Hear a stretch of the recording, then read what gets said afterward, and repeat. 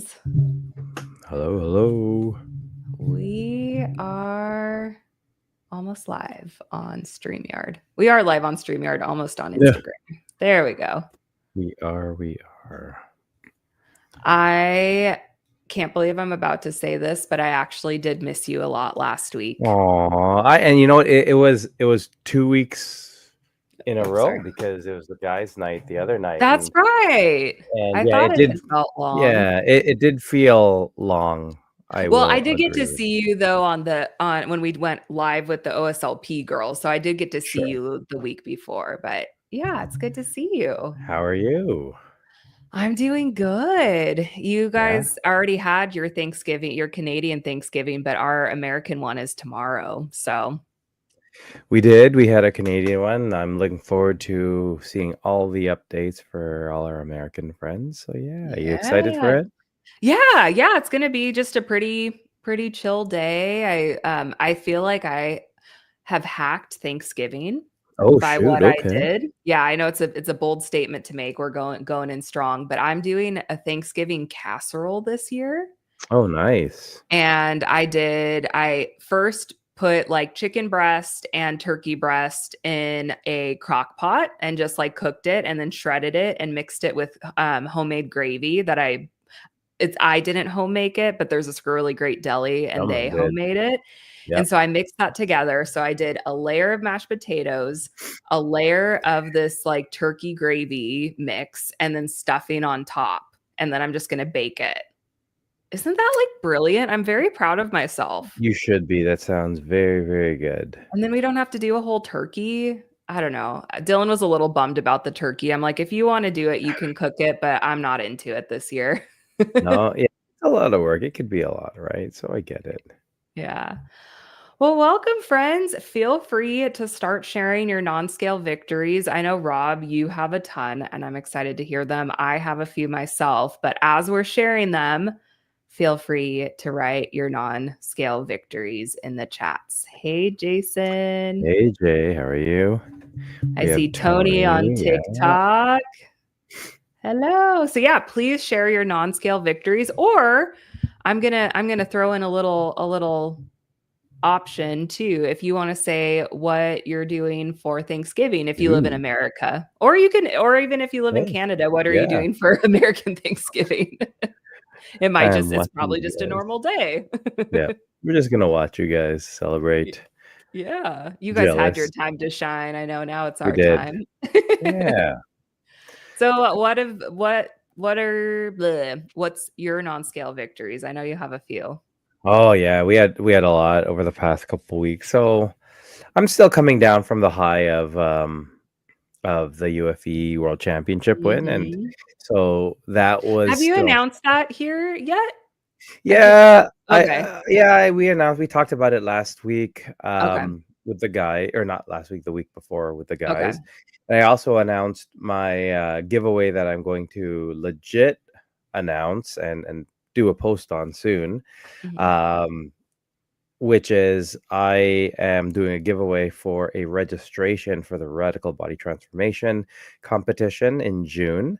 I know we have a lot of people, not just in Canada, but um, around the states who are interested. We have a lot of our waiting table family actually coming and taking part of it, So which cool. is great. And I can't wait to host everyone. I'm going to throw some sort of event, which is going to be amazing for Just don't throw everyone. not your back out. No, Throw no, I won't throw something, my but back. not I'll throw throw an your back event, but out. not my back. Okay, good. Good. Throw my underwear because I wear Okay. small That underwears that when I makes compete. sense. Yeah, People yeah. won't even be able to see it because it's so small. It's so small, right? But on top of that, my coach for my radical body transformation win from this June, he's also donating 30 days of free coaching, which is going to be Oh, that's awesome. great. That's so Yeah. cool. And I partnered with a company. They're called Benchmark um, Health, and they do DEXA scans as well as a lot Oh, more nice. in-depth health scanning. And they are going to be donating a DEXA scan as well. So The you whole can machine. the whole machine, all like 3 million bucks on it. But yeah, you can sort of monitor and see where That's you're at. great. So like they'll donate a before and after, so you can do your test now, and then you can do a test later on and see where you're at. And so Um, Super exciting in Very terms of that. cool. So I will be doing a post on that. But yeah, honestly, for me, we went away on vacation. We've been away for about 11 days. Just got back on Monday, and it was um, it was fun. It was fun to be away with the family and enjoy. Um, just especially because prepping for our competition is a lot of work. Yeah. Um, and yeah, for me, my biggest NSV was just the energy I had. Like I would wake up, Mhm. even when we were on the cruise before Disney, I'd be up at 5 a.m. working out. Yeah. And I would also be the last person at to go to bed every night. Now it's different So when you're at like, that's just how you do it now, because that's what you did at the Just Be You Awards. You're yeah, just care that's just who you are now, I think. You're just, yeah, like, party nonstop.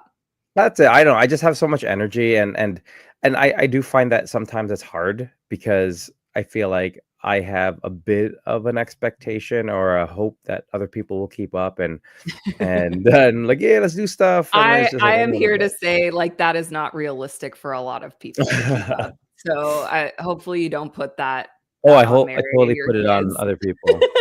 My Marcus can keep up with me. Yeah, Lily that's cannot. true. At least you Marcus have cannot him. can for sure. So I yeah, it just was saw great to spend time with them for sure.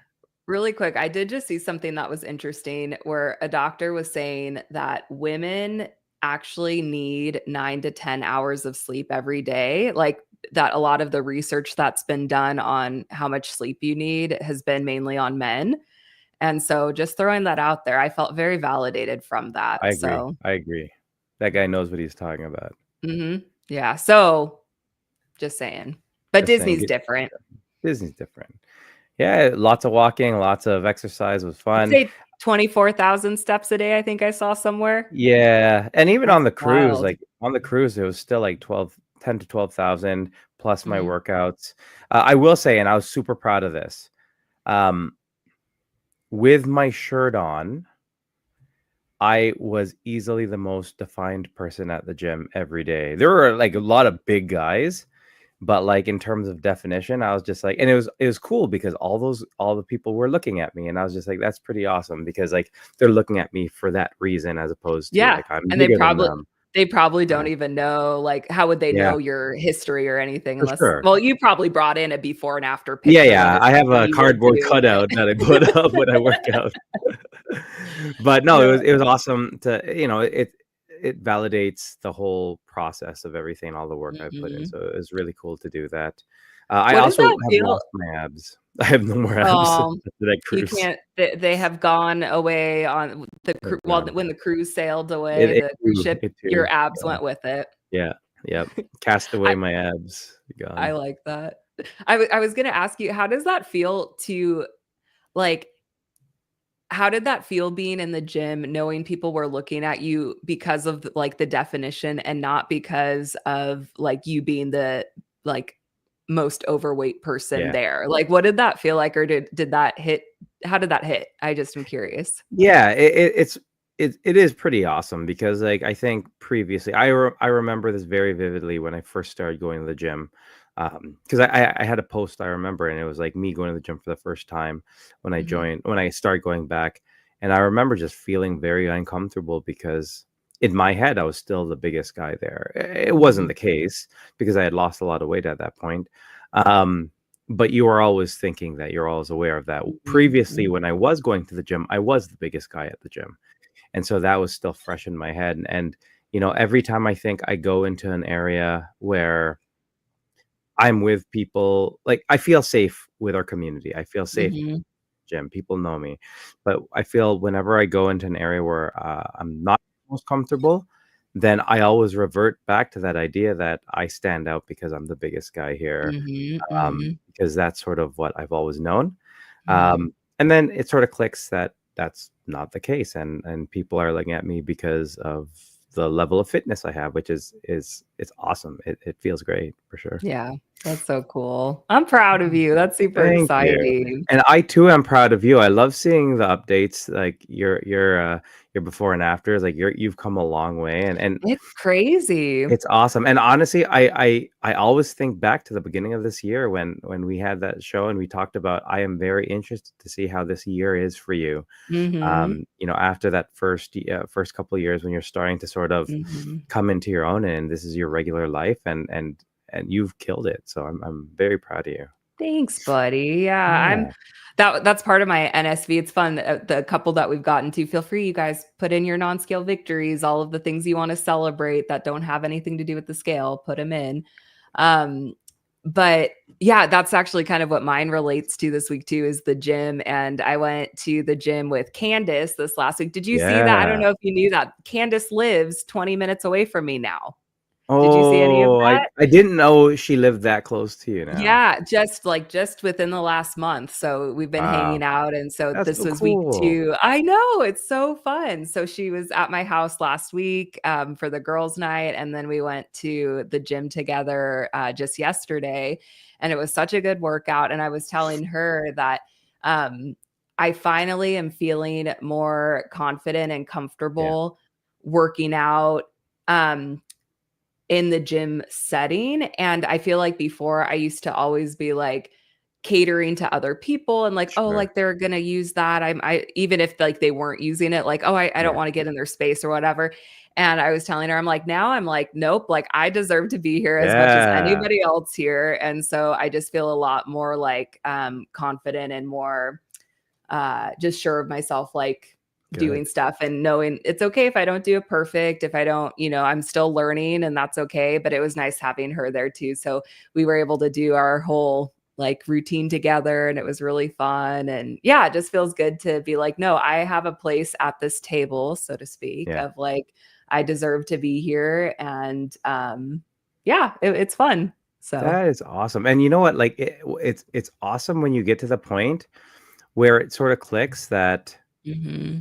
you are one of the people that the others look towards as, Mhm. this person has either been here for a long time or this person's one Mhm. of the people who know, and they belong there. And I actually make it a goal of mine because I've seen a lot of these people here for the past year and a half. I Mhm. also am very observant, so I could tell as people have lost weight, gained muscle, whatever the case Yeah. might be. I I try my best not to make it sound creepy, Yeah. but I will always tell people how noticeable it is they're Yeah. seeing in the Mhm. transformation. Mhm. Um, and it always, because a lot of times people are standoffish in the gym, right? Yeah. I know sometimes I can be standoffish in the gym depending on my mood and who's around, Mhm. and it's always great to see their smile after you let them know that you've noticed some of the changes. Mhm. So I love it. I love it. I love hearing that you've sort of started feeling that spot where you should be, and that you belong there. And you know Yeah. who else is absolutely killing it? I will say, and he wrote this earlier. Mhm.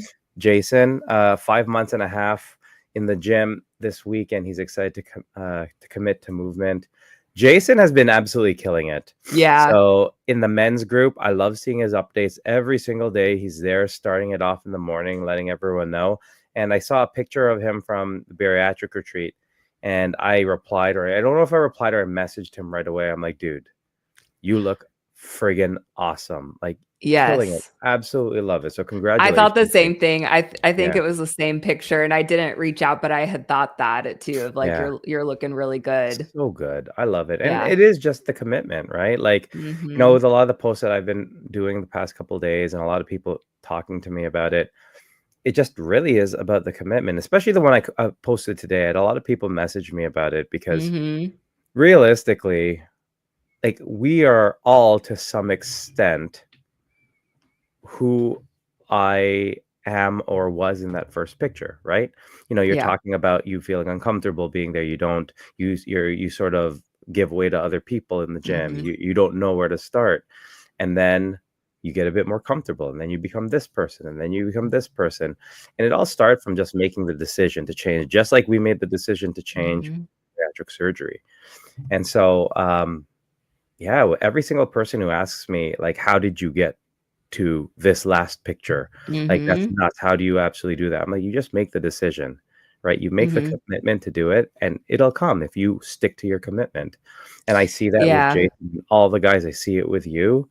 Mhm. It's awesome. I love seeing it. Well, I think that's been the most surprising part is like I always killed myself before having weight loss surgery in Yeah, the gym or like and working out, and it was always coming from a place of self-punishment and just like shame and just like not great places that it was coming from. And so it's been surprising to me this go around. It's felt so different where the hardest part for me has really just been doing it just to continue doing it. But when you have the exercises and things that you're doing and it's manageable, it's not so hard to keep doing it. And I think that's where I've seen people fall, like where the pitfalls kind of come up, where if you're killing yourself, you don't enjoy what you're doing yeah, and you're putting so much shame and pressure on yourself. Like, why would you ever want to do that? And I think this journey has taught me that of like, it's been so manageable. I'm working out anywhere between 3 to 4 times a week, but I started working out just 1 time a week, then moved up to yeah. 2 times a week, then 3, then 3 to 4 is kind of where I'm sitting now. I'm walking, and like even walking in and of itself can help so much. Like Sure. and it's not these huge things, it's all these little things that add up over time. And so even just seeing my progress since July, it's like kind of shocking to me because I feel like the results I'm seeing haven't been matching with the effort I've been putting out, but I know Yep, that they are. I'm not trying to like sell myself short. I have been doing work, but it's just become more normal now yep, and it's coming from a better place so it doesn't feel so hard like it yeah. did before, which is just interesting. I think that's the I also got kicked off of, Oh, TikTok, so I shoot. tried to join. Yeah, yeah, Oh, yeah. sorry. But no, no, no. The, I really think that that is the magic. That's the trick, right? Like, I think every big endeavor that I take on, like, my goal is to try to make it as easy as possible, Mhm. which means to me, make it as enjoyable as possible, right? Make Mhm. it feel like it's something that isn't gonna kill myself. It's not like hard. It's not changing my happiness levels. And I think that's a big part of, like, even the second time around with the bodybuilding competition and sort of all the transformation things. When there's a lot of people who've been asking me to help them with writing out diets and macro Mhm. makeups and everything, and I do, but they're everyone's always surprised because I will eat stuff Mhm. that I enjoy. I will, Yeah. like, the amount of people who I met at the competition who were just like, I can't wait to stop eating chicken breast and rice and broccoli. I'm like, You're really? like, Because I've been rough. eating like everything. I've been eating steak, I've been eating fish, I've been eating Mhm. whatever, right? Mhm. And so, like, for me, sure, would I like to be maybe another 1% body fat less or a bit bigger? Sure, but not at the detriment of my enjoyment, right? Yeah, Because it's not worth it. yeah, and you stop enjoying, and then chances Mhm, are it's harder for you to be consistent, right? mhm, And so, whether it's working out, whether it's dieting, I always say just find something that makes you happy, what that you enjoy, walking, mhm, biking, working out, mhm, whatever it is, right? Um, and that's really the key to any of these mhm, commitments, right? mhm. Yeah, Enjoy it. it's true, it's true. Mhm. We have some other good Yep. NSPs I wanted to share. Let's see, Jamie said, "I woke up several days this week and woke up, and she walked 2 miles before work, Nice. which is awesome." And I will say, Jamie, though, you need to get some sleep too. But I know it's hard sometimes, but make sure you're sleeping too.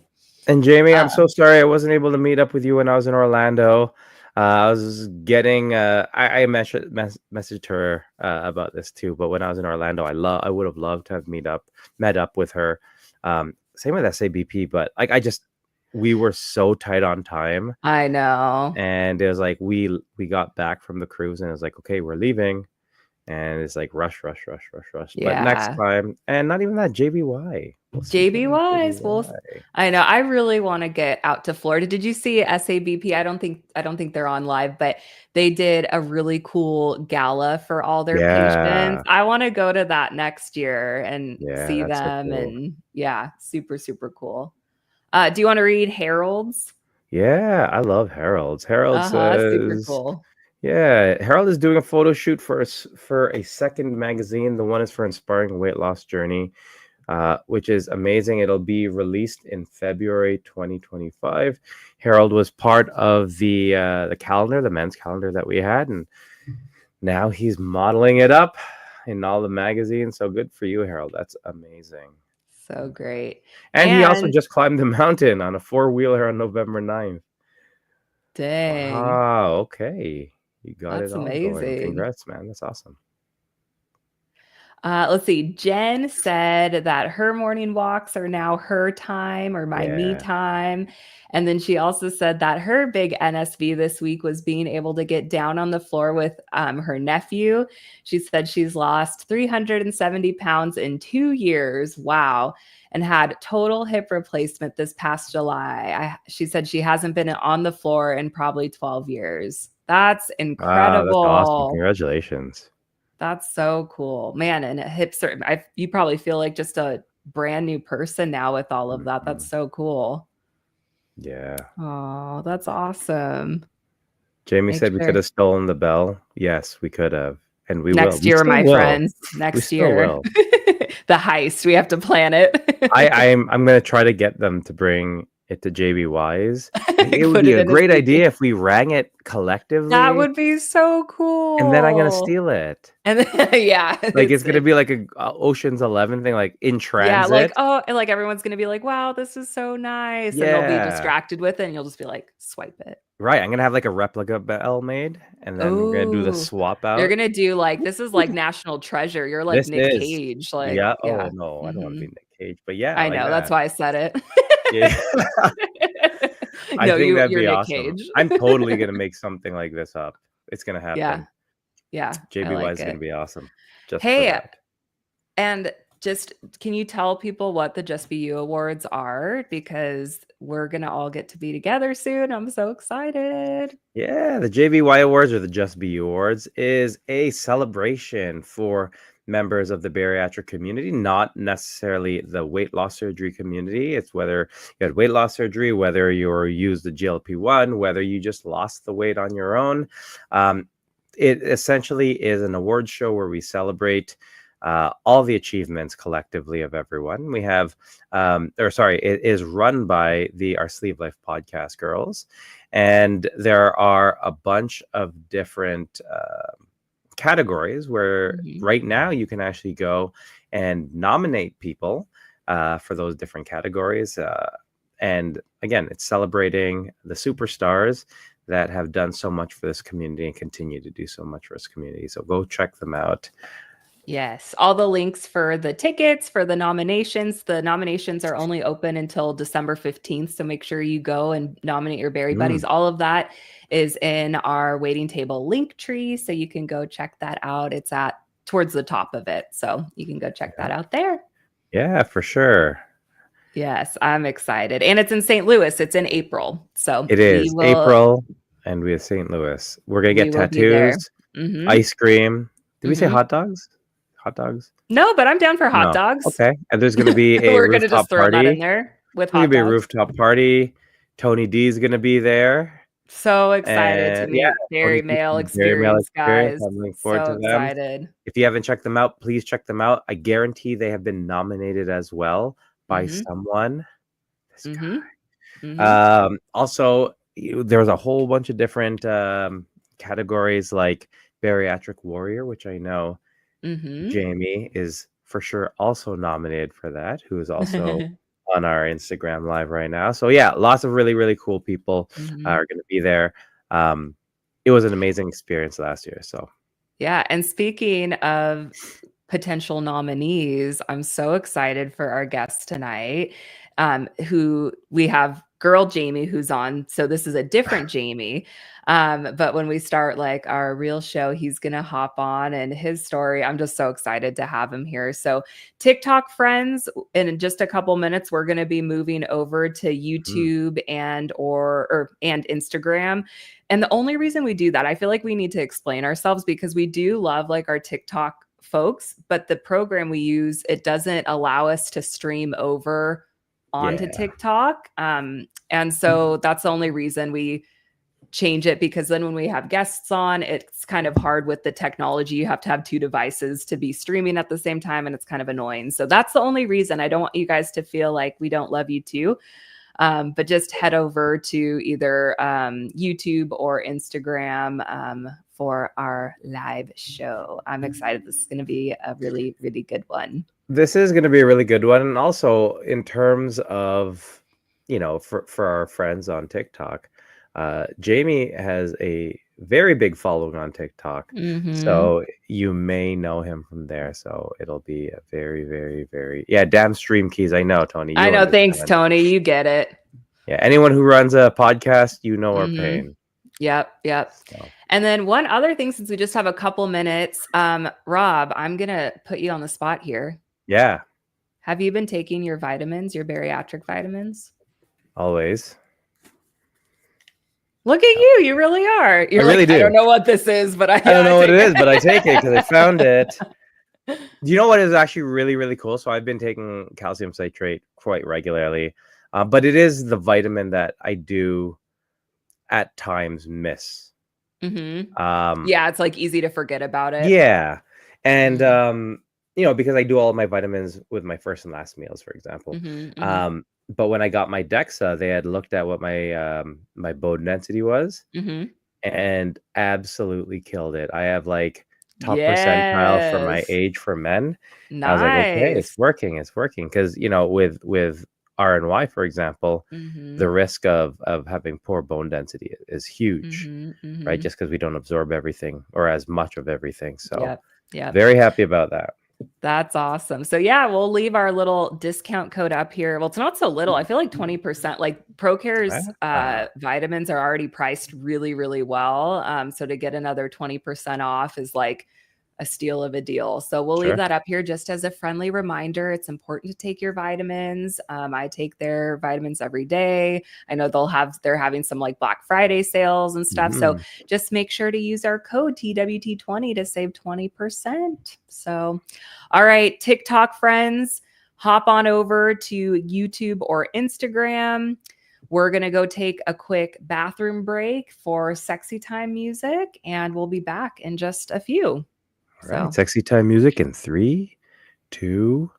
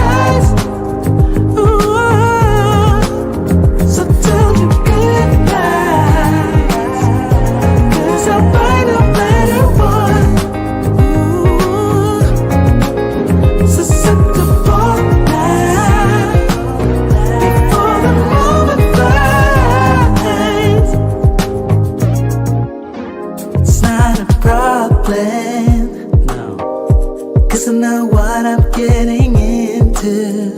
Yes. Yeah. And nothing can stop me. No. 'Cause I'm addicted to what you and I realize. Lead the way, I follow. No need to say where we are heading now, babe. I follow.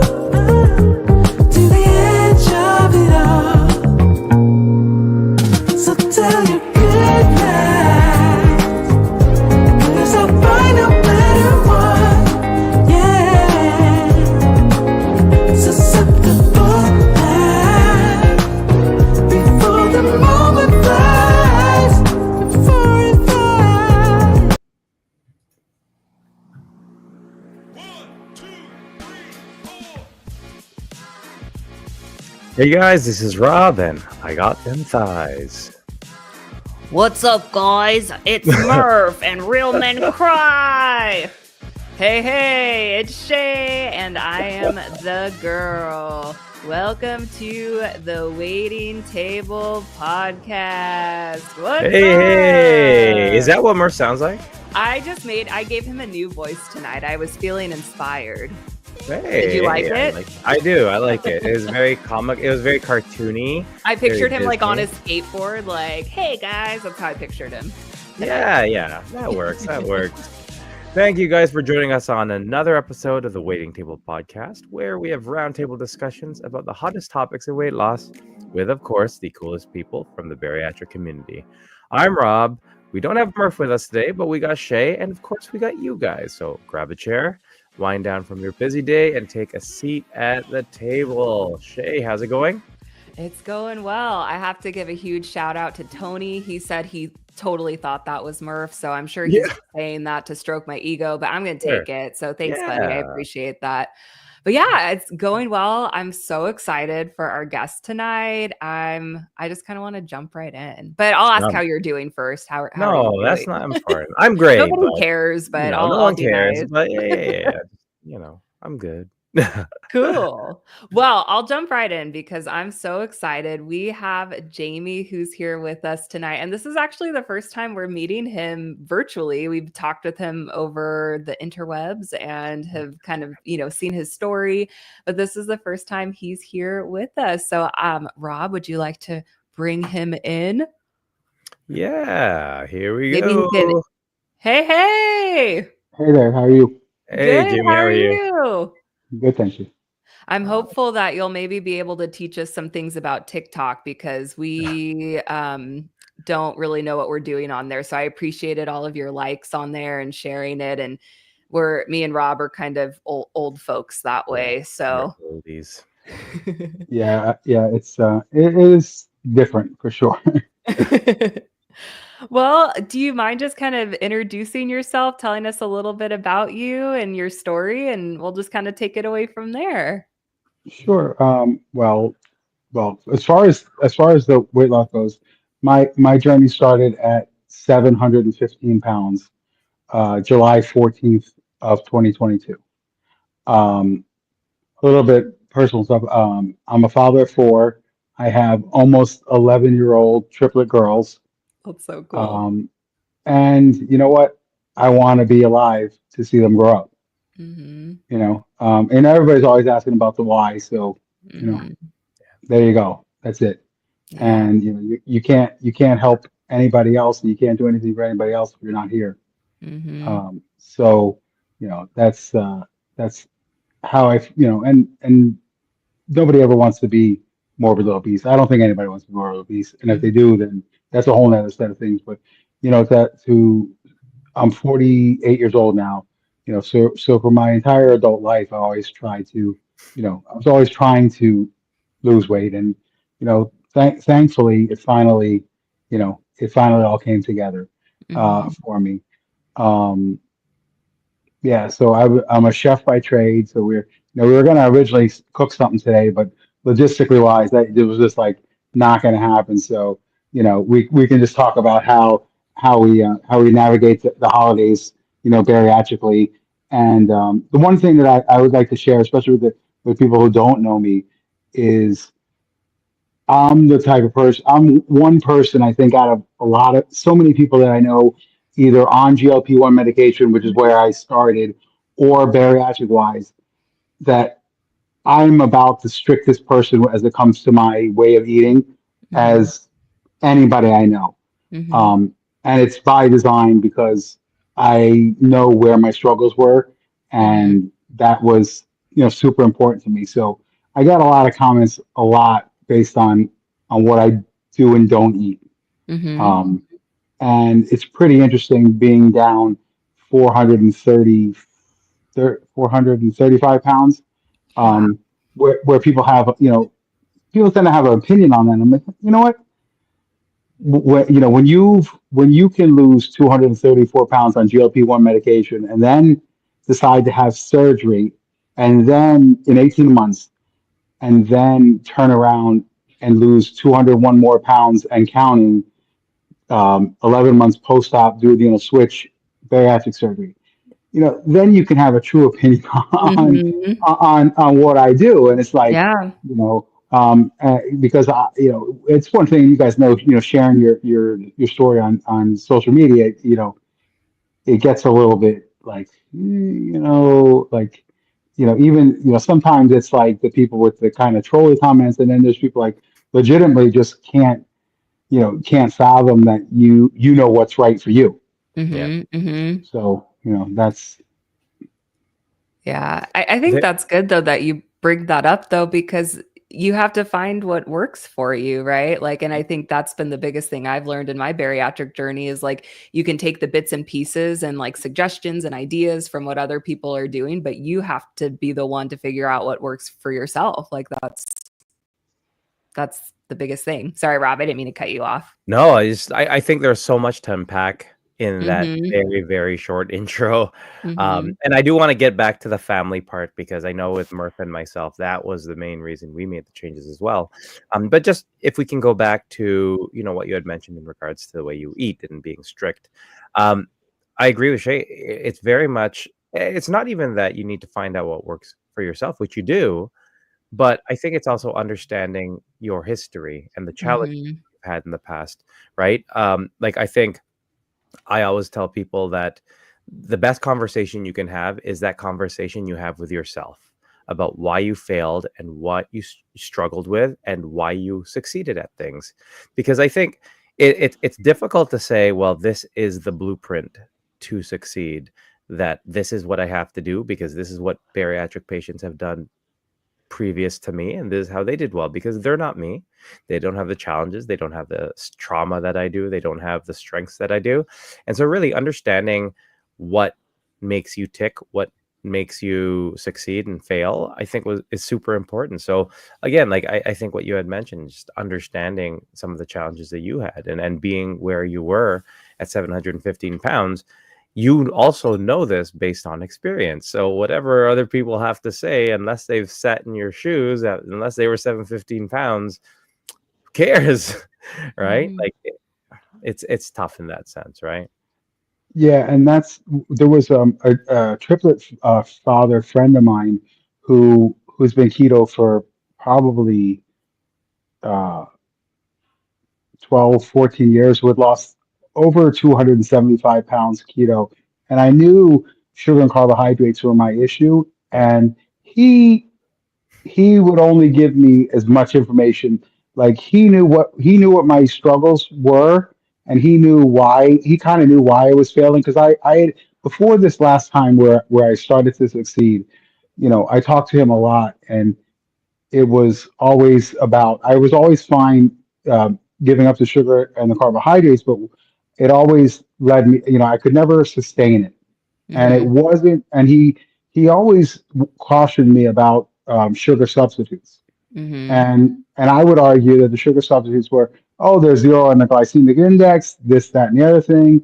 It says, even if it says zero sugar on the label, you know, there's this tiny bit of sugar in it. And I'm like, you know what? So I used to argue that point. So going back to figuring out what works for you, he suggested that I do a pre-mortem, which is a business type technique where you figure out what could make you fail before you start. Hmm. Mhm. Right. So this last time, I sat down, and it was like, the carbohydrates and the sugar and all the stuff that was in the house that my kids eat or my wife eat or that I cook for other people, I was never relapsing on that stuff. Yeah. So I'm like, so it wasn't like, because he was always like, well, do you need to get this stuff out of your house? I'm like, you know what? When I relapse, that's not it. It's just I go completely in the other direction. I'll just go get fast food. I'll do this, do that, and the other thing. It's not about whatever snacks are in my house. So finally, I said, you know what? This time I'm going to stop eating the fake sugar and the sugar substitutes and the dextrose and the maltodextrin and everything was added to everything. And I was like, man, it was super easy to stop eating sugar and carbohydrates when you stopped eating the fake sugar and the stuff that drove me to want more sugar and carbohydrates. And so for 18 months, my first 18 months, on the GLP-1. Well, then I started the GLP-1s, and then Yeah. I feel like the Ozempic and the Manjaro basically made it entirely possible for me to do anything I wanted Yeah. food wise. Yep. Like it Mhm. gave me the mental strength to eat how I wanted to eat. Mhm. So if, and that's what I try to share with people is like, well, for me, it was gave me the power to not eat the sugar and the carbohydrates Mhm. and eat in a way I wanted to eat and that I felt like it was right for me. But for a lot of other people, it just gives them the opportunity to eat in moderation and control, their food Mhm. noise and all that other stuff. And I caution people all the time and say, it doesn't have to be the same for you as it is Yeah. for somebody else, Mhm. and figure out, and I had a lot of times had to listen to my body a little bit. Like I never knew what it felt like to be full, Mhm. and this was before surgery. Now, we'll get to Sure. the post surgery. We all know it's a whole different animal now, Mhm. but just being able to be okay with eating less, like Yeah. because there was a point at which I could have eaten through the medicine. Like I feel Mhm. like I could have eaten through the medicine easily, and I would have been able to, and I would have failed had I not stopped eating the sugar and carbohydrates. I feel like that was for me, um, because when you don't eat the sugar and carbohydrates, when you're eating fat and protein, you're not hungry. Yeah. So, and and I figured out, during this whole thing that I couldn't go from eating, 4, 5, 6,000 calories a day of garbage to eating 1,500 calories a day of just a balanced meal. It was never going to succeed that way. Mhm. So that's why for me, figuring out that, what, I could go from eating all the garbage I was eating to eating a pound of ground beef at a meal or 12 eggs and cheese and bacon and all this other stuff. You know what? And get satisfied that way. And then, it was kind of a multi-step approach. And then at that point, then I started to get comfortable with it and started to shrink down the portions. And that's where the meds helped me. Mhm. And the thing that I found fascinating was that, I always had fear being a chef. I always had fear of having bariatric surgery and not, and you know what, and never being able to eat like a normal giant meal again and all that stuff. Mhm.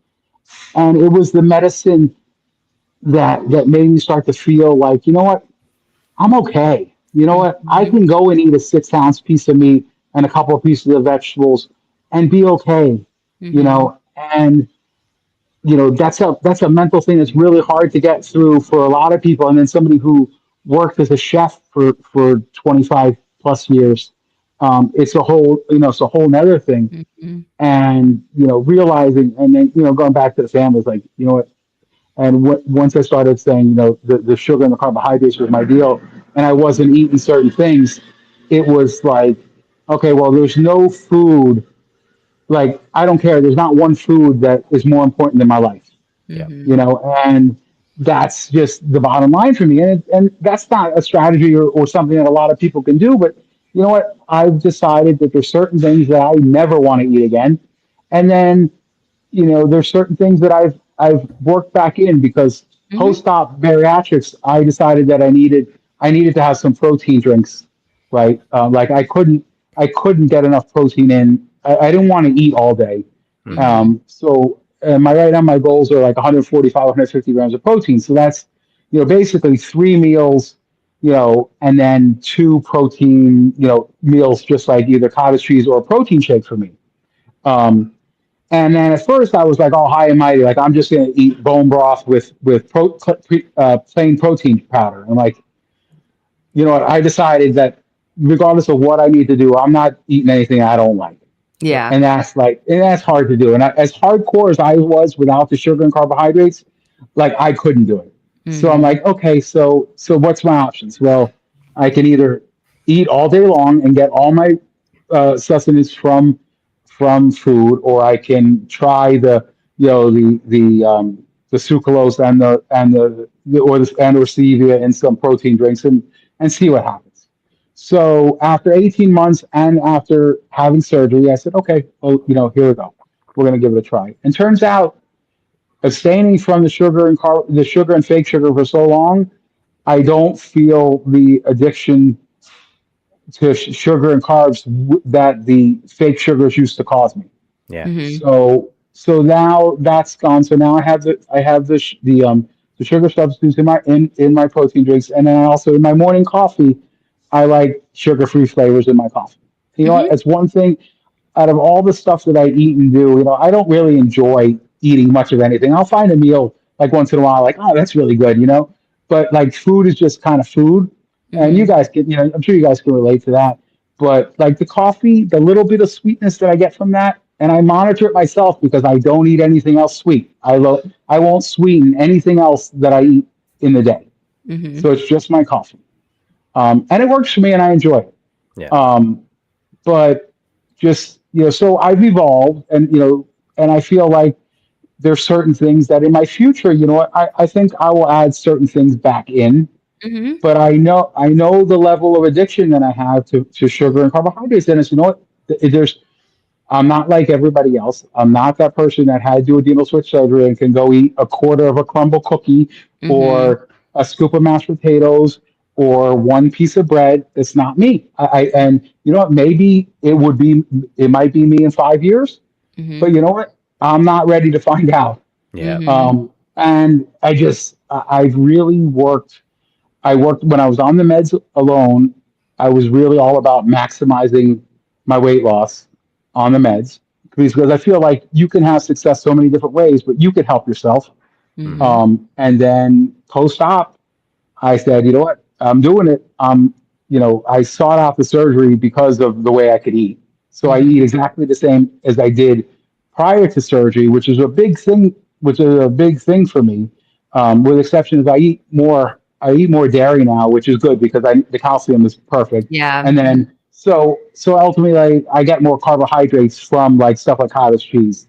Hmm. So oddly enough, post bariatrics, I eat more carbs, total carbs than I did prior to, Hmm. but mainly because it's just the dairy and then whatever vegetables I eat like I've eaten before.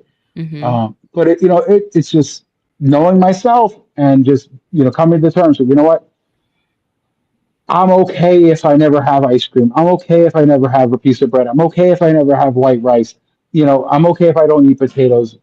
I just like it just doesn't. I've 28 months. I have disdain for it. Like, Hmm. and my friend that got me going on this, once you start, having the disdain for the sugar and the carbohydrates, that's when you've won. Hmm. And you know what?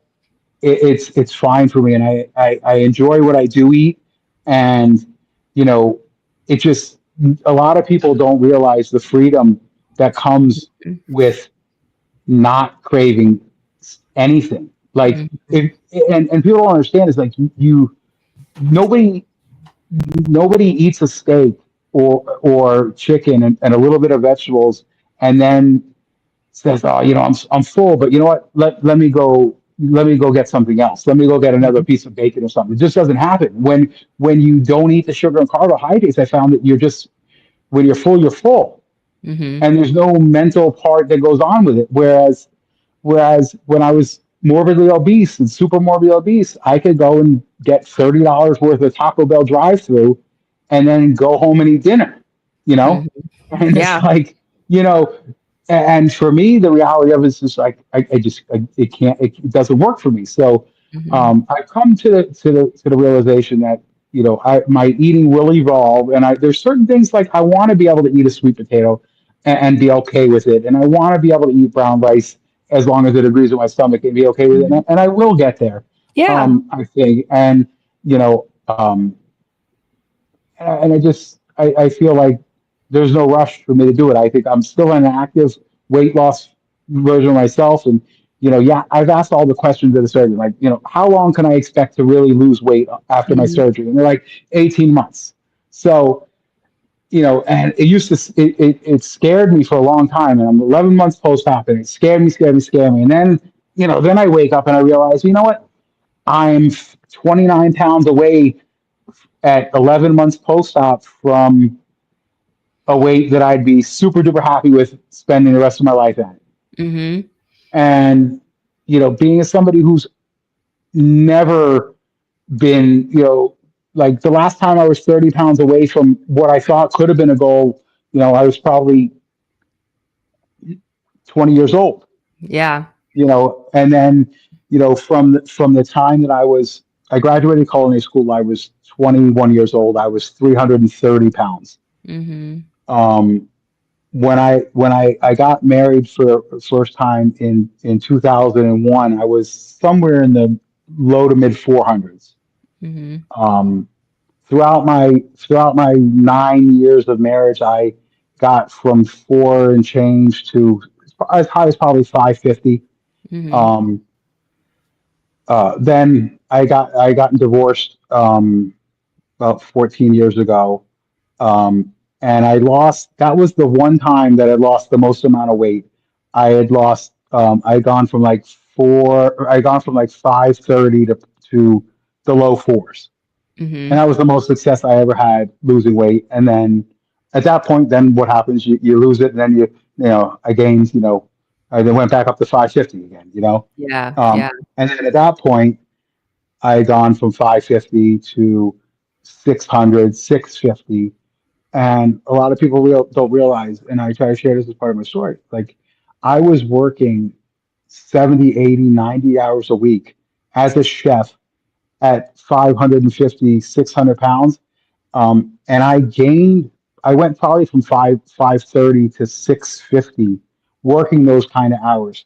And you know what? And people who don't understand love to say, well, obviously you were eating, you weren't eating in a calorie deficit. There's a point at which you're morbidly obese Mm-hmm. that you don't have, between the stress and Yeah. your metabolism and stuff, you don't have to eat 2,000 calories over your minimum calories to gain that kind of weight. Yeah. And I did it Well, because I and know I'm sure you weren't like sleeping probably very well, like, exactly, and and the foods everything all that you together. were yeah, exactly. And I think that's what was so eye-opening to me is learning that obesity is a disease and people feel mixed about that when you say it, but like that's the fact of the matter. Like obesity is a disease, it's categorized that way, and there's lots of things that contribute to it, right? Like what we're fueling our bodies with, how we're moving our body. I love that you're hitting too on like processed foods versus like whole real foods and the difference between that, but also too it's genetics that play a role in Hmm. it. It's lots of other things too. The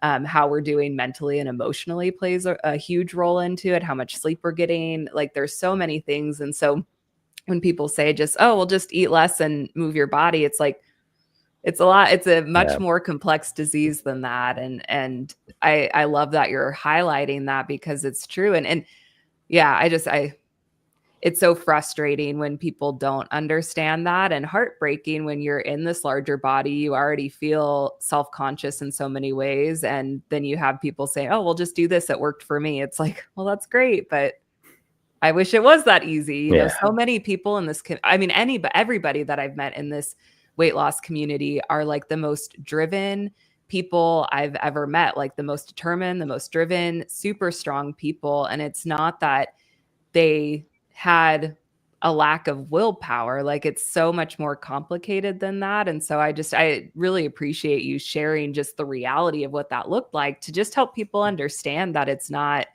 as simple as maybe what it looks like on the outside. And if you haven't gone through it, you don't really know that fully. There's a lot when when you're sharing on here. um like I make sure that people kind of look, they ask you questions as like advice, and it's always like I'm like hesitant to say any, like I don't want to come across as giving any kind of medical or dietary advice. But what I find that's unique is when you find something, for myself, for example, like as a chef, as somebody who's been around food his entire life, who's been morbidly obese, you know what, there morbidly obese people, a lot of people will know more about food and nutrition than people that aren't. It's because you've been dieting or trying to lose weight your entire life, so the things about the calories, about what's in food, and a lot of people on the outside don't get that either. And it's super important because, and I also like to share, now, when I first started at 715 pounds, I needed a walker to get from my couch to the bathroom. Hmm. Right. I lost 234 pounds doing almost no exercise. Wow. Um, and because I couldn't do it. Like I couldn't do it. And I think people get discouraged and say, you know what, I can't do this because I can't go walking and I can't do this. Mhm, And mhm, and I like to share the fact that, what, it wasn't until I was down 200 plus pounds, till I started to move in the pool and stuff mhm. like that, just for my mobility. I Sure. knew it wasn't helping me lose weight at that point, but it was helping my mobility. And Mhm, you know what, I then decided, well, okay, well, then I think it just builds upon itself. Well, I had the bariatric surgery, and you know what, let me start purposely walking a little bit. Let me, my everything starts feeling better.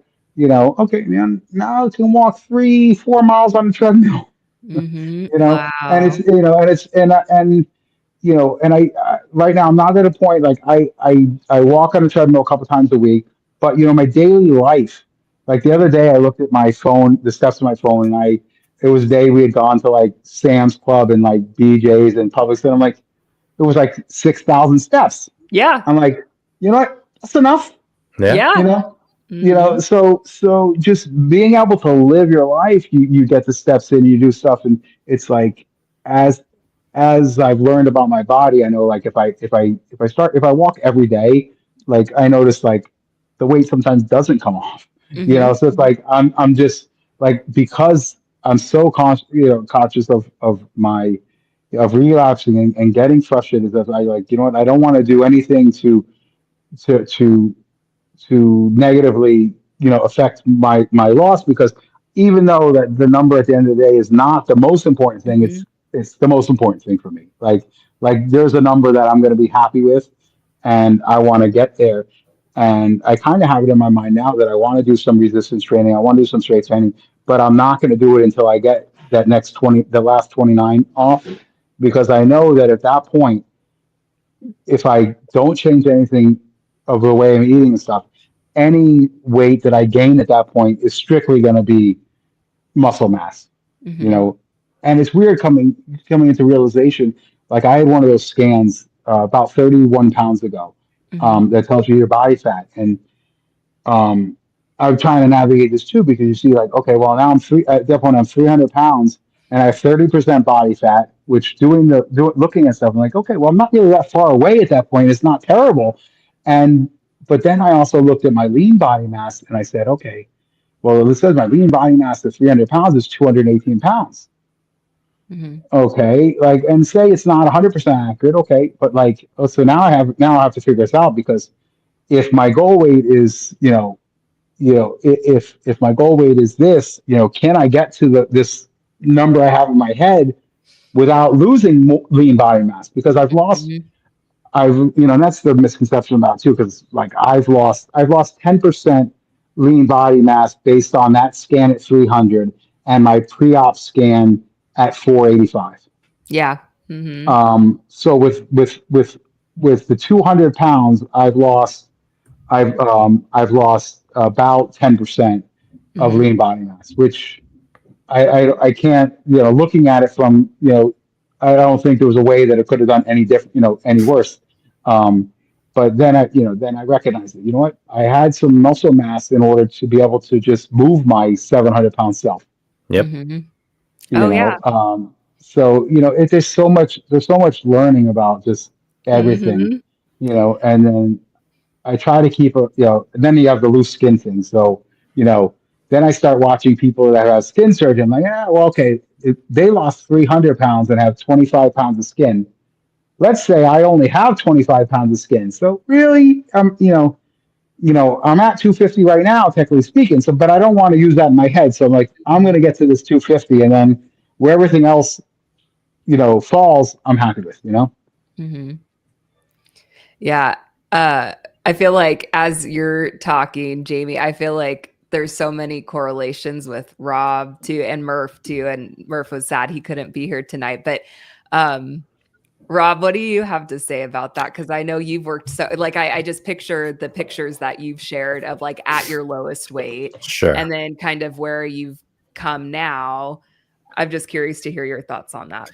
Yeah, it is interesting because I think I've gone through all those calculations as well as I was going through my journey, obviously at a different point.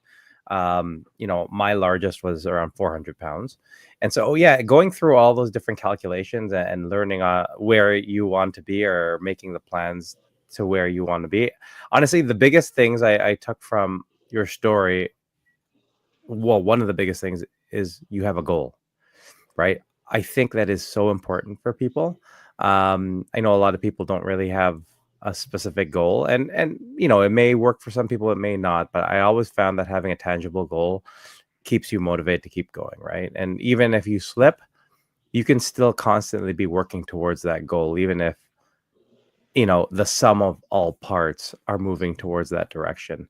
Um, so even if you slip on a couple of meals, if majority of your meals are still going in that direction, if you're doing your walks, like you said, you're getting your 6,000 steps, whatever the case might be, you're still moving towards that. And I think so much of this journey is, yes, physical, but majority of it is mental and emotional, right? And it's sort of how we keep motivating and inspiring ourselves to keep moving forward. And a lot of times it's playing those little tricks on your in terms, or just even switching your perspective on things, to not be so hard on yourself and so down on yourself, and to be able to keep moving forward and having those goals. So I love that. And being aware of the importance of muscle mass, I think, is really important, right? You touched upon the fact that moving 715 pounds, you probably have a lot of muscle mass from being able to do that. And 100%, you're right? Your metabolism is going to be higher because you had that much muscle mass, and you still have that much muscle mass. So that's going to be in your benefit as well, right? And so being aware of those different things, and you could tell from just listening to you talk that there is a lot of, I think we need to continue to be students as we go through this journey, not just about learning about health in general, because I think you touched upon it. We know a lot because we tried so many different things, but students in the sense that we are constantly learning not just the theory behind it, but what works for us, and not just what works for us, but what works for us now, and then what will work for us in 2 months when we are X amount of pounds lighter, because everything has to constantly change, right? Um, Mhm.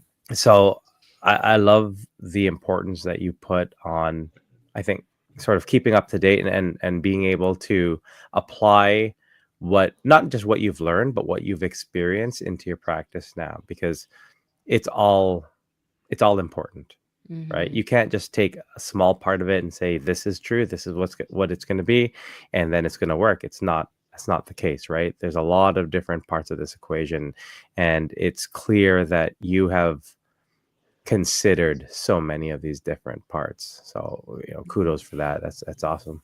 Thank you. Yeah. I was just gonna say too, and it's I talk about this a lot, but it's a lot of grief. Like, Hmm. and I think about because you had lost a lot of weight from the GLP-1 medications, and then this has been your first year of bariatric surgery. And it's there's a lot, like Rob said, it's changing all the time, and processes and things that work in one season don't work in another season. And I mean, that's, I guess, just part of life in general. But I think that's something that was surprising to me, of how big that grief felt, of needing to adapt and change and do things differently. And like, oh, this was working so well, but now, I need to eat more food now to build up my muscle mass, or whatever those goals are. And it's weird that, I mean, it's good, but it's weird that life continues after that first year of post-op, where it's like, oh, this is like a lifelong journey of learning and adapting and doing things differently. And there's been a lot of grief in that, but then working through that, then it's also like, oh, but that's also exciting. Like, this isn't going to be, even when I do lose all of the weight, or what that initial goal is, I can have new goals going into the Hmm. future, and life can keep going on. But I think, for me at least, and I know Rob and Murph and I have talked about this, it's like I could not look past that first year. Like, because it was so far-fetched in my Yep. mind, of like, that I could even get to that point, that it was hard to even imagine it. But then once you get there, and you're, coming up on that 1 year post-op, and you've lost like multiple people's worth of weight, like, that's incredible. It's like, whoa, like, life still keeps going, and there's still more after that. That's so exciting. Yeah, yeah, it's interesting. I actually posted a picture of me in my football uniform in Yeah. my junior year of high Mhm. school, and I was 280 pounds, and I'm right now sitting at 279, and that got me thinking, you know, I haven't lived as an adult at the weight I'm at now. Like, so, and there's gonna be a point at which I'm gonna get to 250 pounds. I'm gonna be, I'm gonna be roughly, 100 pounds, almost 100 pounds lighter than I ever been as an adult. And it's like, it's kind of weird. Like, every experience that I've had in my life as an adult has been either obese or morbidly obese or super morbidly obese. And it's, it's kind of like just to reflect on it because, it is interesting and just, thankfully, like I got to a point, it took a long time, even being down 200 pounds on GLP-1, like I was very like I didn't feel like I could do it. Like it wasn't until I finally had less weight to lose than I had already lost that I finally felt like, you know what? I can I can I can envision a finish line, and that's difficult. I mean, at 715 pounds, it's difficult, but I realize that it's the same. It's the same for somebody who started at 300 pounds. If they started at 300 pounds and their goal their goal weight is 150 pounds. Like that 50 when you lose that 50 pounds, you're proud of yourself, but like you still have another 100 pounds to go. you know and if you get to that if you get to that 75, 80 pounds and and now all of a sudden you only have 60 pounds to go or set you like finally when you're kind of on the downslope, it finally is when I like, okay, I really feel I can do it. And then and I try to stay out of my mind a little bit because now I sit here and I look at my app, my bear. Can you say it again? Sorry, okay. My Veritastic app, and I look at the numbers that I put in prior to surgery and now, and I say, oh my God, I've lost 0.51 pounds for 850 something days. Like, and then I look at it, I'm like, okay, well, I've averaged 3.57 pounds a week for I don't even know how many weeks that is, Hmm. and then 15.56 pounds a month for 28 months now. And so then I get in my head, I'm like, okay, well, I've lost 11 pounds in the last 30 days right now because I've a non-existent week this week. And then I'm like, okay, well, I have 30 pounds, 29 pounds left to lose. And then in my head, I'm like, well, I can make whatever goal I want, but do I have a realistic goal? If I get to my goal weight, never losing less than 10 pounds a month, is it really a solid goal, or am I selling myself short? You know, and I know in my mind like it could just stop tomorrow. It's unlikely, but like I feel like okay, well, I'll have a month where I lose 7 pounds a month, or then I'll lose at one I'll lose only 5 pounds a month, or maybe 4 pounds, that kind of thing, and it's really hard to grasp. It's like I Mhm. feel like I feel like I have this 250 in my mind, and I'm like, well, if I hit this 250 by let's say December, January, by the end of January, then is that a realistic goal? Like, am I allowed to hit am I allowed to hit my goal weight with never, with never having, a real, never averaging less than, than a certain amount of weight, and it's kind of, and the tools involved, I think, obviously can make that happen between the meds and the surgery, but in your mind, it's kind of hard to grasp. It's like Mhm. because like if you didn't have the meds and you didn't have the surgery, like it would never be a thing. You wouldn't be able to sustain the weight loss like I have. Mhm. And it's one thing, and that's the reason I came to having the surgery because of like, once I started to slow up on the meds, I knew that like, okay, you know, well, one thing is like I can continue on the meds and however it slows up and whatever progress I make, you know, you know, and I start to look in the future. I'm like, well, I'm down 234 pounds. I'm 485 pounds. Like, how do I, how long is it going to take me to get to this 330 pounds? And the meds, they're kind of working, they're not working. Now all of a sudden I'm only losing, a couple pounds here and there.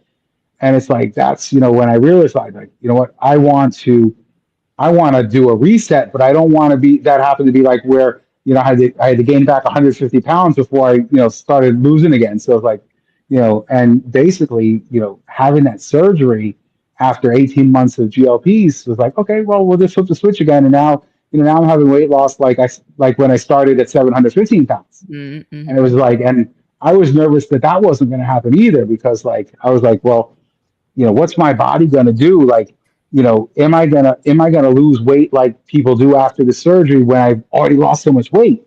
And I like the doctor's like, yeah, but okay. So, it's all scary, and it's just like, that's Yeah. why it's like, but the meds and the surgery, I'm very happy to be where I'm at. And it's really nice to sit here and say, hey, you know what?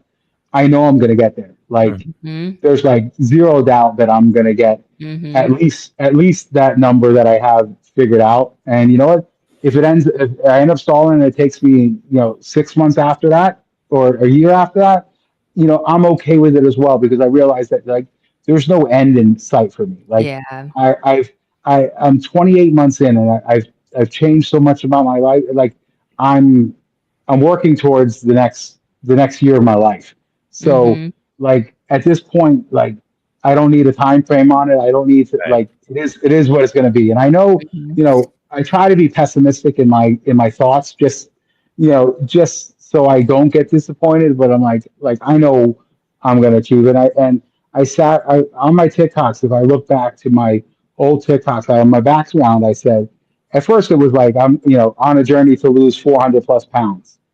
And I'm like, and then I changed it at some point, on a journey to lose 450 plus pounds. Mm-hmm. Well, I'm 15 pounds away from that, Yeah. losing 450 plus pounds. And it's like, now it's just surreal for myself. Like, Yeah. Yeah. and I try to understand, like, when I go to the doctor and I say, okay, I'm down 435 pounds, to a doctor I either never seen or hadn't seen in years. And it's like, and look at their face, like, really? And it's like, how it is to somebody else, and how now it's like, it's so surreal to me, because it's like, even Mm-hmm. I can't comprehend it anymore. Yeah. Because up until I was 18 months in, I didn't, I wanted to think I could do it, and you want to believe that you can do it, but when you've when you've tried and failed your entire adult Mm-hmm. life to lose weight, you know, it's kind of hard to accept that you're going to do it, Yeah. Mhm. and yeah. One thing that's been really surprising to me in my journey is how hard the mental and emotional piece was when my goal wasn't to lose weight anymore. And Yep. so, like, hearing your story, I'm like, man, I feel like that, like, when it's just, again, a grieving process of like, oh, that's not like, when you get to the point of like, okay, that's not my only goal anymore, to lose weight. There is something that's very gratifying and satisfying about seeing those pounds, drop. And I feel like sometimes that's demonized, because it's like, oh, focus on the non-scale victories or the things that don't involve the weight. But at the end of the day, that is why we got weight loss surgery, was to Right. lose weight, right? So I think that's important to, like, still recognize that as an important thing. And so for me, it was so exciting in the beginning, because I had never seen that much weight drop that quick, or ever, not just Never. even quickly, just ever, right? And it became kind of, I don't want to use as strong of word as an addiction, like that, because I No, know I feel the it. implications of that, Yep. but it does become like this instant gratification of like, oh my gosh, this is so great. Yep. And then for me, getting to a point of like, oh wow, that's not my sole goal to just lose weight anymore. It was really hard for me. Like, it was very scary, because I, again, not consciously, but subconsciously, I just always thought, like, once I had lost that weight, like, Yeah. everything would be great. Like, Mhm. my problems would be gone, like things would be perfect. And that's not like realistically, I would have been able to say like, no, I know that's not true, but that's really what it felt like and what I thought. And Yep. so getting to that end of the cliff in a way of like, oh my gosh, this just opens up more capacity of like, I still have a lot of problems and things that I need to sort through. And it was I wouldn't say I got into a full blown depression in that time, but there were several months there where that it was just a really hard time of coming to terms with that and grieving like, oh, I'm not going to have that like dopamine hit all the time Yeah. of constantly losing weight.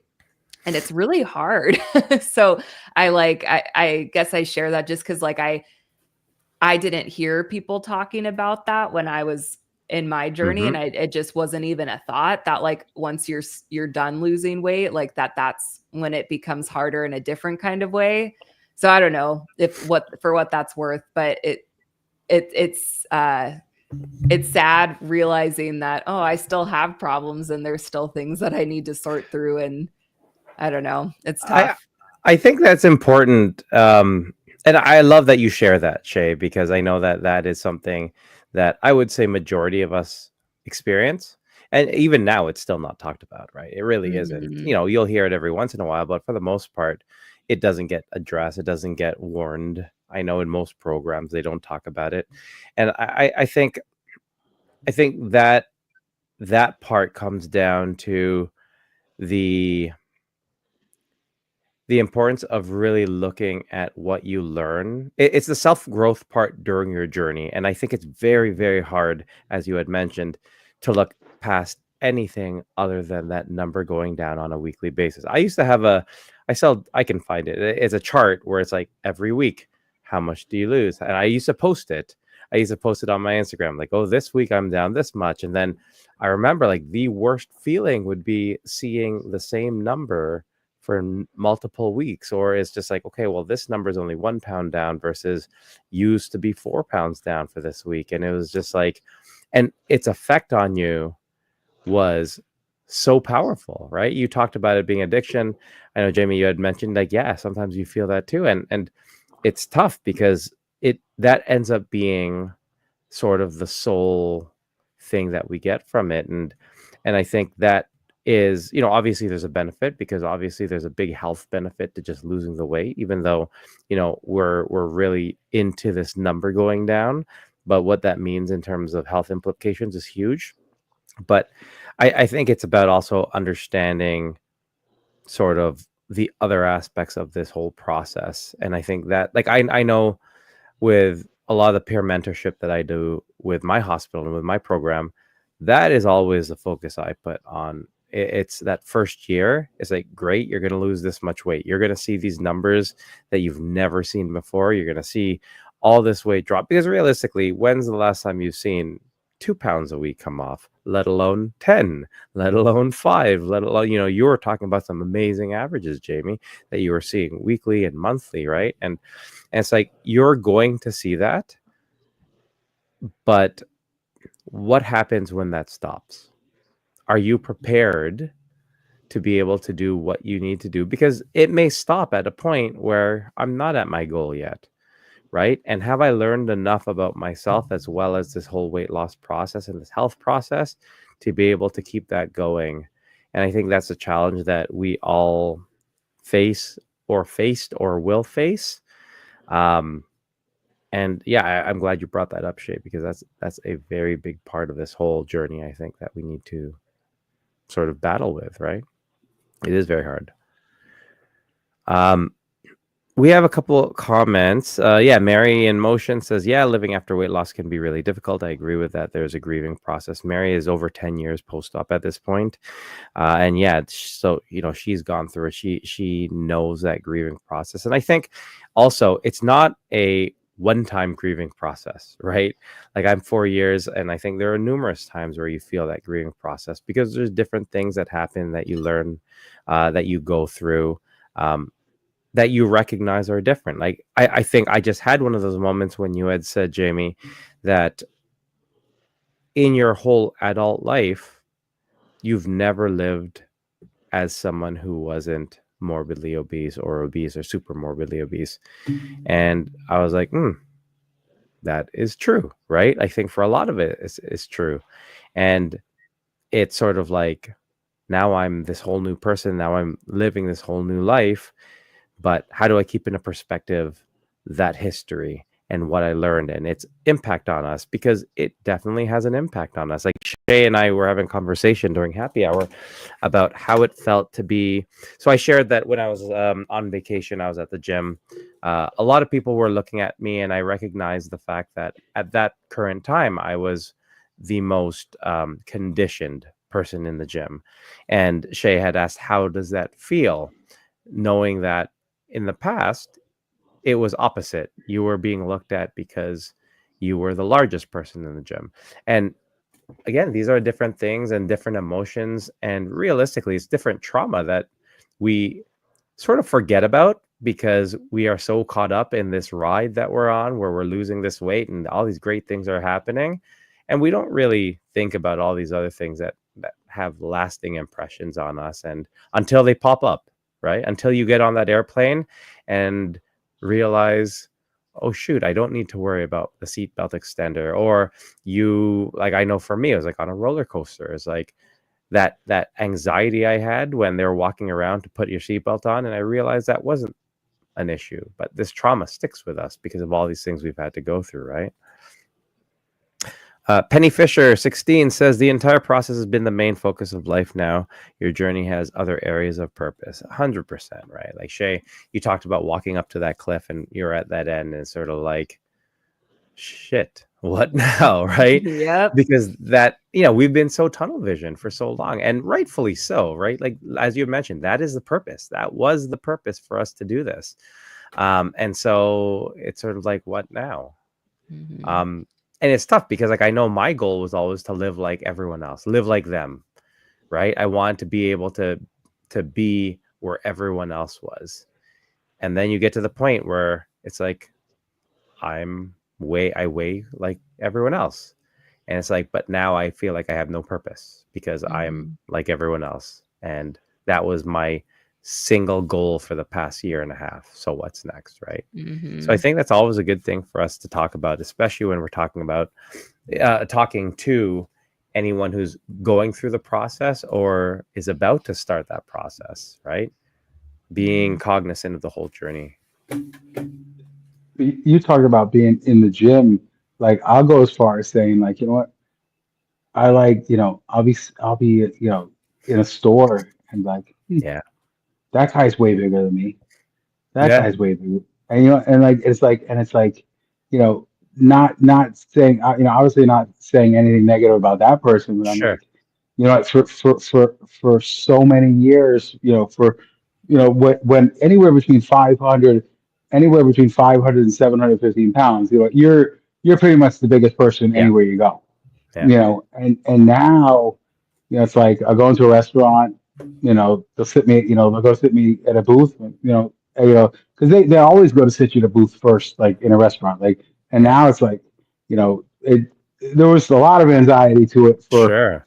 for a couple of months now, but now it's like I know, like I've gone into so many different places, and even the doctor's office and all that stuff, like every chair with arms fits comfortable. I can go sit on the patio and have lunch, all that stuff, and it's like, the stuff that, and now it's great because I'm getting to a point where it's gone long enough that it's like not a thing anymore.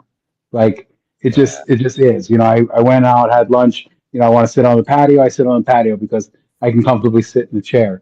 Um, and so, and you talked about like how it's like you once you have it's kind of great because once you have the success, when you have success finally losing the weight, and I think that's where the meds, even before the surgery, the meds, giving you that confidence that you can actually do it, Yeah.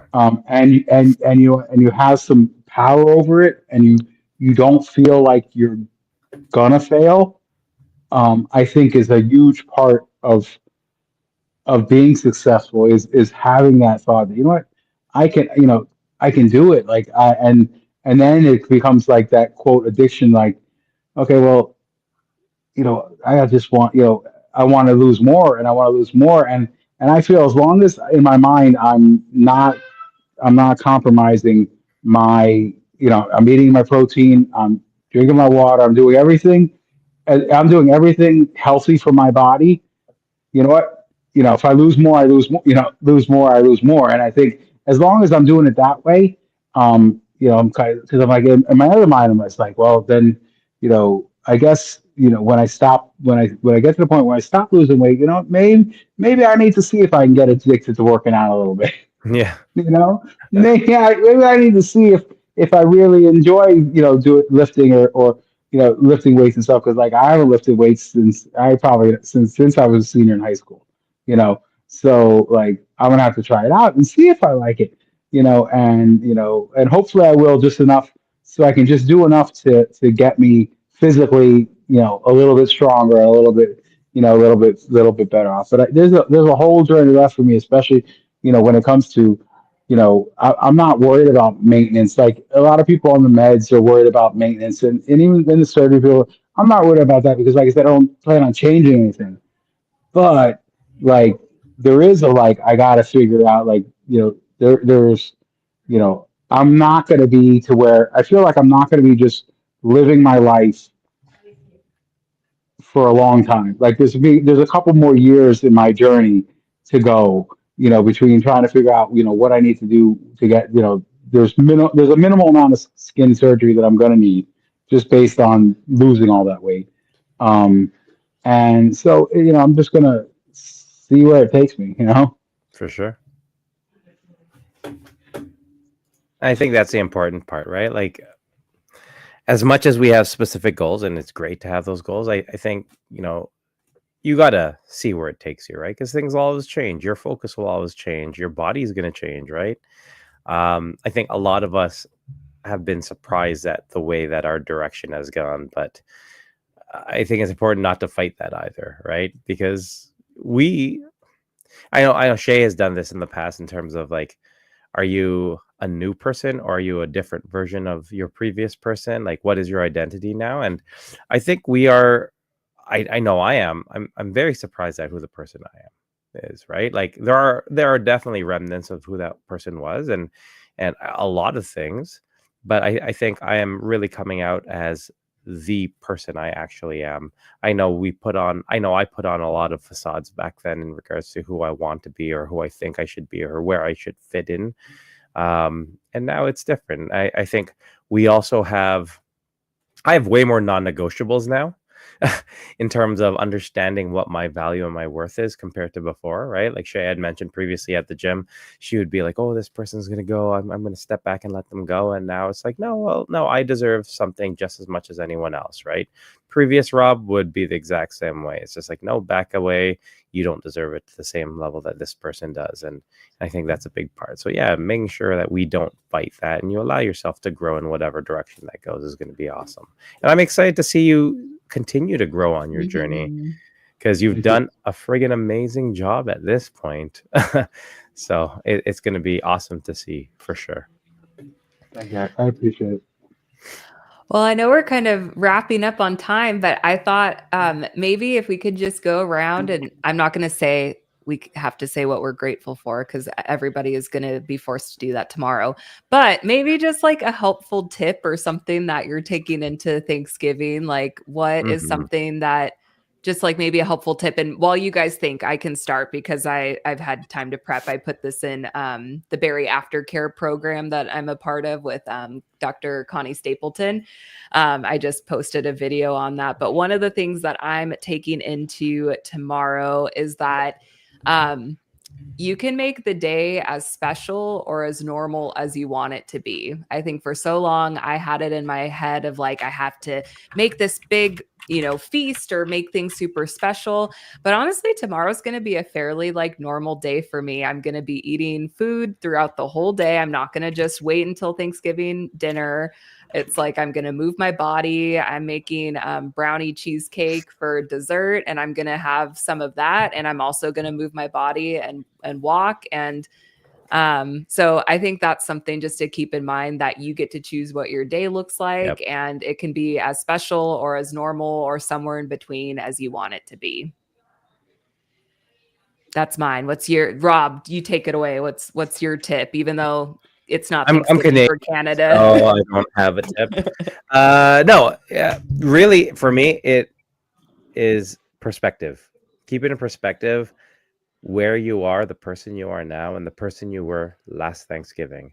Because I think, keeping that perspective, whether it's on Thanksgiving or Christmas or every single day of the year, it gives you perspective on being grateful with what you have, right? And it will help with leading you to act and do things based on that. So whether it's, you are still in that mode where you are looking to lose weight, um, and understanding that and understanding who you are and what your goals are because of this is going to lead you to be more strict on Thanksgiving. Awesome, do it. If it's, I have worked my ass off for the past year and I have done really good, and you know what, I'm proud of myself, I'm going to allow myself to enjoy a little bit knowing that tomorrow I'm going to get back on it. Awesome, do it. But just keep that perspective and be grateful for everything you have. That was so nice. Yeah, What nice. sometimes, Sometimes. sometimes. What about you, Jamie? What's a tip or something that you're carrying with you tomorrow? Well, for me, it's all about like I'm so I just don't deviate from what I do.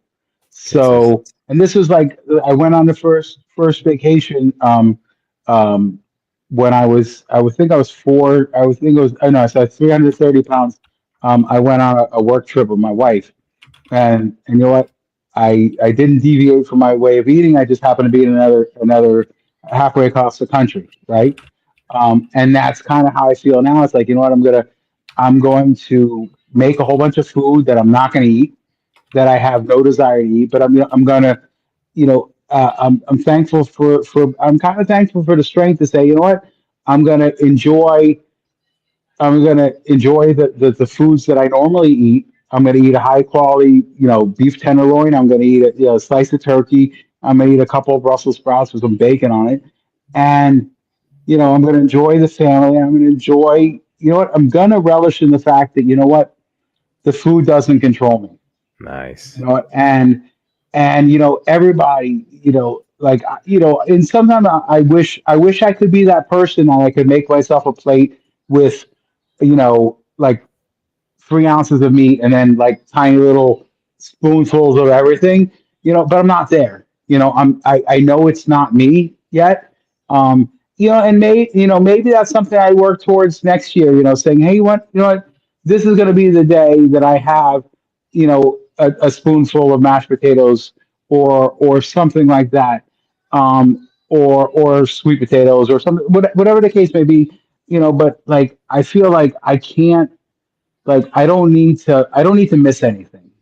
I need to be, I'm okay. I've really come to terms with like I'm like it's okay to want to be honest with you, it's okay to eliminate things in order to make it possible for me.